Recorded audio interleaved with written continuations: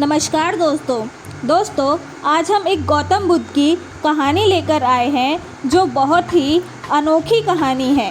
इस कहानी का शीर्षक है बुद्ध की दृष्टि में ईश्वर। प्रिय मित्रों, वर्षों पहले की बात है। राजगृह के पास एक सुंदर बौद्ध विहार था, जहाँ ज्ञान की किरणें हर सुबह उदित होती थी। वहाँ दिन निकलते ही भिक्षु ध्यान में बैठ जाते थे। वृक्षों की छांव में बैठकर बुद्ध की शिक्षाओं को सुनते थे। उस समय बुद्ध का नाम दूर दूर तक फैल चुका था। लोग उन्हें जागृत पुरुष तथागत कहकर संबोधित करते थे, लेकिन जितनी प्रशंसा थी उतनी ही जिज्ञासा और आलोचना भी। राजगृह के एक नगर में एक प्रतिष्ठित ब्राह्मण रहता था, सुधाकर। वह धन, वैभव और वेदों के ज्ञान से परिपूर्ण था।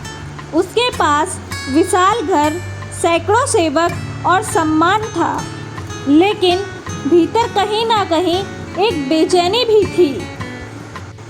वह प्रतिदिन यज्ञ करता, मंत्र पढ़ता और मंदिरों में पूजा किया करता। उसका विश्वास था कि वही सत्य के निकट है, क्योंकि वह ईश्वर की पूजा करता है। लेकिन जब भी बुद्ध का नाम सुनता, एक अजीब सी चिढ़ उसे होती। कैसे हो सकता है कि एक मनुष्य जिसे ईश्वर नहीं मानते, जिसे देवताओं में आस्था नहीं है, वह इतने लोगों के दिलों में स्थान पा रहा है? यही प्रश्न उसके मन को कचोटता। एक दिन वह अपने शिष्यों से बोला, कल मैं उसी तथागत से मिलूंगा, देखता हूँ उनका क्या ज्ञान है। जब उनके पास कोई ईश्वर नहीं है तो ज्ञान कैसा? अगले दिन प्रातःकाल सुधाकर रथ पर सवार होकर बौद्ध विहार पहुँचा। उसने ध्यान दिया, वहाँ कोई मंदिर नहीं था, कोई मूर्ति नहीं थी, कोई आडंबर नहीं था। सिर्फ शांत वातावरण और वृक्षों की छांव में ध्यानमग्न साधु। बुद्ध एक पीपल के वृक्ष के नीचे पद्मासन में विराजमान थे, आंखें बंद, चेहरा शांत, जैसे स्वयं प्रकृति ने उन्हें ध्यान में लीन रहने के लिए रचा हो। सुधाकर ने पास जाकर बिना प्रणाम किए कहा, गौतम, लोग तुम्हें भगवान कहते हैं, पर तुम तो ईश्वर को मानते ही नहीं। तुमने देवताओं को नकार दिया है।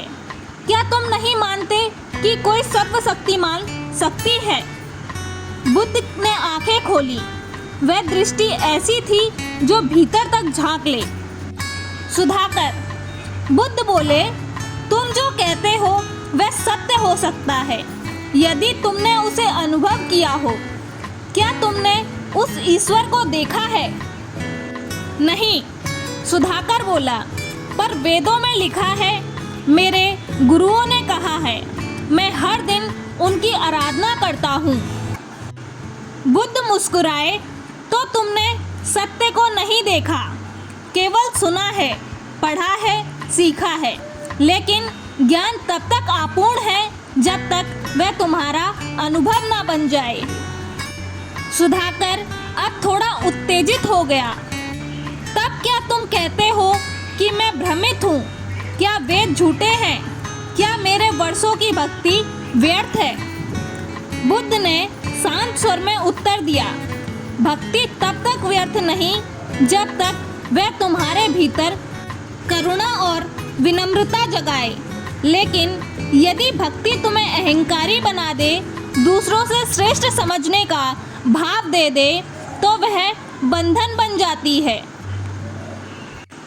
फिर बुद्ध बोले, एक किसान दिन भर खेत में हल चलाता है। वह ना तो वेद पढ़ता है, ना यज्ञ करता है, पर रात को चैन की नींद सोता है, क्योंकि उसका हृदय निर्मल है। वहीं एक ब्राह्मण हर दिन पूजा करता है, लेकिन मन में दूसरों के लिए घृणा, तिरस्कार और और घमंड रखता है।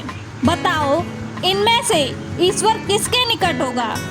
सुधाकर मौन हो गया। शायद पहली बार कोई सवाल उसकी दीवारों को भेद रहा था। बुद्ध ने अब एक कथा सुनाई। एक व्यक्ति नदी के किनारे बैठा प्रार्थना कर रहा था। हे ईश्वर, मुझे इस पार पहुंचा दो। थोड़ी ही देर में एक नाव आई। नाविक बोला, चलो मैं तुम्हें पार ले चलता हूँ। व्यक्ति बोला, नहीं, मेरा विश्वास है कि मेरा ईश्वर स्वयं मुझे उस पार ले जाएगा। नाव चली गई। फिर दूसरी और तीसरी नाव भी आई, लेकिन वह हर बार मना करता रहा। अंततः वह नदी में डूब गया। मरने के बाद जब वह स्वर्ग पहुंचा तो उसने भगवान से शिकायत की, मैंने तुमसे प्रार्थना की थी, तुम आए क्यों नहीं? भगवान ने उत्तर दिया, मैं 3 बार नाव भेज चुका था, पर तुमने उन्हें पहचाना ही नहीं। बुद्ध ने सुधाकर की ओर देखा। ईश्वर को देखने के लिए आंखें चाहिए, बाहरी नहीं, भीतरी। जब तक तुम्हारी दृष्टि में दोष, घृणा, श्रेष्ठता का भाव है, तुम नाव को पहचान नहीं पाओगे। सुधाकर की आंखें नम हो गईं। सुधाकर ने धीरे से वेदों की पोथी अपने पास रख दी। उसका स्वर अब शांत था, कठोरता विलीन हो चुकी थी। तथागत, अब मैं समझा, सच्चा ईश्वर मेरे बाहर नहीं बल्कि भीतर है। मेरे कर्म ही मेरी पूजा है, मेरे भाव, मेरी सेवा, मेरी विनम्रता, यह मेरा धर्म है। बुद्ध मुस्कुराए। जब स्वयं को जान लेते हो तब तुम ईश्वर को पहचानने लगते हो। उस दिन के बाद सुधाकर ने कभी किसी मंदिर में पूजा नहीं की, लेकिन उसने भूखों को भोजन कराना शुरू किया, अनाथों की सेवा की और ज्ञान के बदले अहंकार त्याग दिया। उसने लोगों से कहना शुरू किया, मैं अब बुद्ध के मार्ग पर हूँ, जहाँ ईश्वर मूर्ति में नहीं, मनुष्य के भीतर रहता है। तो दोस्तों, इस कहानी से हमें यह सीखने को मिलता है कि भगवान को मानना अच्छा है, लेकिन उससे भी अच्छा है उस भगवान को जीना। वह तुम्हारी करुणा में है, तुम्हारे न्याय में और सबसे अधिक तुम्हारे भीतर है। धन्यवाद दोस्तों। अगर आप सभी को यह कहानी पसंद आई हो तो कृपया इसे अपने दोस्तों एवं प्रियजनों के साथ साझा करना ना भूलें और साथ ही वीडियो को लाइक करें, कमेंट में नमो बुद्धाय लिखें और साथ ही चैनल को सब्सक्राइब भी कर लें। नमो बुद्धाय दोस्तों।